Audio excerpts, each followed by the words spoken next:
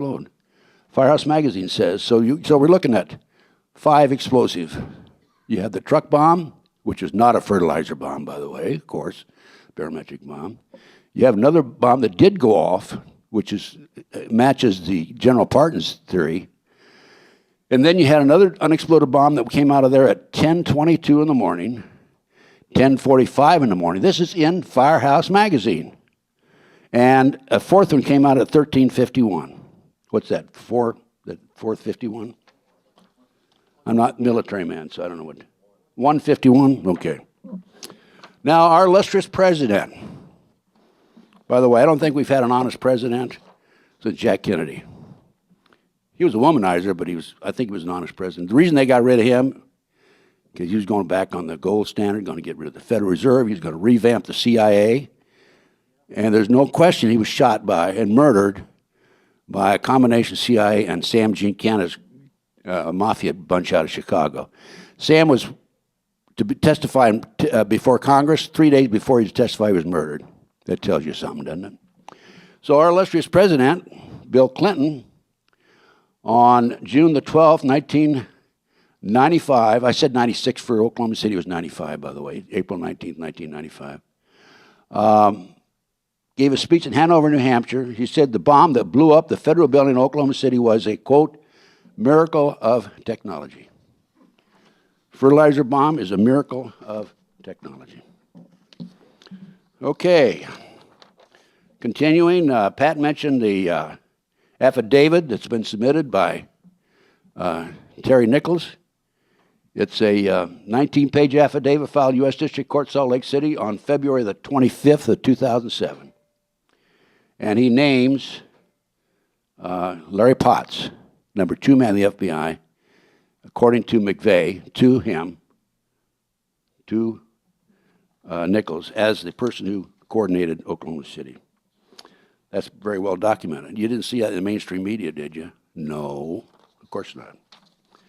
So that brings us up to 911. I'm getting into the Patriot Act pretty soon, okay? So don't be bored with what I'm telling you. I'm laying the foundation like any good attorney's going to do, right?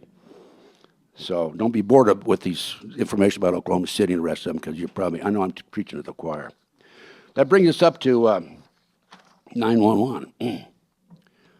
Now, Michael Riconosciuto developed a trap door that he put into a computer called the Promise software.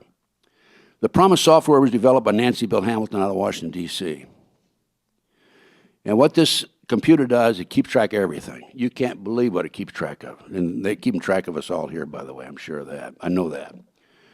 And he leased it, the Hamiltons leased it to the Department of Justice for 2 years for, as I recall, $10 million. And at the end of 2 years, the Department of Justice liked this little tool so much that they refused to pay the Hamiltons. The Hamiltons sued them in bankruptcy court, won the case, and after they spent $1.5 million, they told the Hamiltons, you won, but you're in the wrong court. Go across the street. Of course, they were broke by then. I've talked to Bill Hamilton. Well, during the period that the Department of Justice had this Promise software, Michael, being a brilliant scientist, put a trap door in it. And after the Department of Justice decided to keep it, a fellow named Earl Bryant, past president and owner of United Press International, took the Promise software and sold it around the world. Canadians, French, British, Israelis, and so forth. These other countries didn't know that we had a trap door in there that was developed by Michael Riconosciuto. So they're developing their intelligence information. We're stealing it from them. Rather ingenious idea. And the Brooks Committee, congressman from Texas, I don't know if he's still in office or not. Is he, Pat? I don't know. The Brooks Committee had a hearing on this. I think it was in Chicago. Maybe it was in Washington, I'm not sure. But they called Michael. They said, Michael, we want you to come back and testify about this trap door that you developed. And so Michael said, okay. He gave him an affidavit and so on and so forth. And he received a call, according to Michael, from a fellow named Peter Vietnix with the U.S. Department of Justice. And Vietnix says, don't you go back and testify. You'll be sorry. Michael said, shove off. I'm not paying attention to what you tell me to do or not do. and he testified. Within 3 weeks after testifying, Michael is arrested for drugs, first offense, sentenced to 30 years. I attended the trial. I testified at the trial, even sat at the attorney's table, and did everything I could to prevent this from happening. So Michael's in jail when 911 occurs. But now I'm going to go back to the spring of 1986. And I had a call from a fellow named Bill Sloan, who's head of HUD for the Western United States, who was appointed to this position by President Ronnie Reagan. By the way, if you pick up my book, my catalog, I got an autographed photograph of Ronnie Reagan in there. Also, I have, by the way, Sonny Bono was murdered. I have a DVD. It's available on that.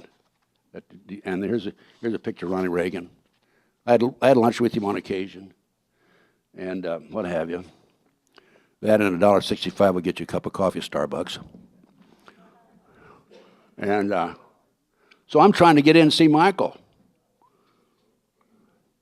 And I've been on his official visiting list as an official member of the defense team since 1991. And I've been visiting him regularly up until year 2000, 2001, actually. And all of a sudden, I can't get in and see him. The Bureau of Prisons will not let me go in and see him. Well, now, going back again to the spring of '86, Bill Sloan calls me and says, Ted, can you help the Afghan rebels in their fight against the Soviets? I said, well, I don't know if I can or not, but I do know some people, and thinking of Mike Riconosciuto. I called Michael. He says, well, let's have a meeting. So we had a meeting at the Hilton Hotel at Ventura Boulevard in Sepulveda in Sherman Oaks. And the fellow from the State Department / CIA was there. I called him here a couple of years ago, and he said, I wasn't there. Don't ever use my name. So out of respect for him, I won't. Okay? And Michael was there. I was there. And the fourth person, a rather tall, slender fellow, was there. Tim Osman was his name. He was traveling under a Turkish passport. So the meeting lasted. We discussed. Michael, I'm not a technical man. I'm just an old gumshoe investigator. Okay, I don't know anything about. I have difficulty putting an extension cord in a wall socket. Okay. So Michael and this fellow in the State Department talked. They did all the talking, back forth, back forth, back forth. Left. I found out later that Michael and this Tim Osman visited 5 of our military bases. And as a result of Michael working with Tim Osman and the State Department representative, Michael was arranged to furnish the surface air missiles that defeated the Soviets, shot down their helicopters. So it did help the Afghan rebels defeat the Soviets. Now, I also learned from Michael that our government then, at that time, as a result of that meeting, furnished the Afghan rebels $650 million a year for 5 years. I rather imagine that's money that they're probably using against us right today, our own money. But I point this out because as a result of the meeting with Osama bin Laden and Michael's other contacts, he's been around the world a few times, he developed sources inside the Arab world. And Michael had advanced knowledge about 911. Now, remember I just told you a few minutes ago I couldn't get in and see him in prison, right? No, I couldn't get in and see him. And I couldn't figure it out because I've been seeing him regularly. I visited him in South Carolina with Pat. I visited him in Massachusetts, at Devon. Visited him at White Deer in Pennsylvania. But I couldn't get in to see him. And I was back in Philadelphia for holidays because I was number 2 man in the FBI Philadelphia office. I'm back there visiting my kids. I have 3 boys there. By the way, one of them, there's been an attempt on one of my boys' lives, Ted Jr. But anyway, it was just a hop, skip, and a jump up the road to see Michael. Can't get in, couldn't get in. I finally got in to see Michael, January the 3rd, 4th, and 5th. And then I realized why the Bureau of Prisons would not allow me to see Michael for about a year and a half.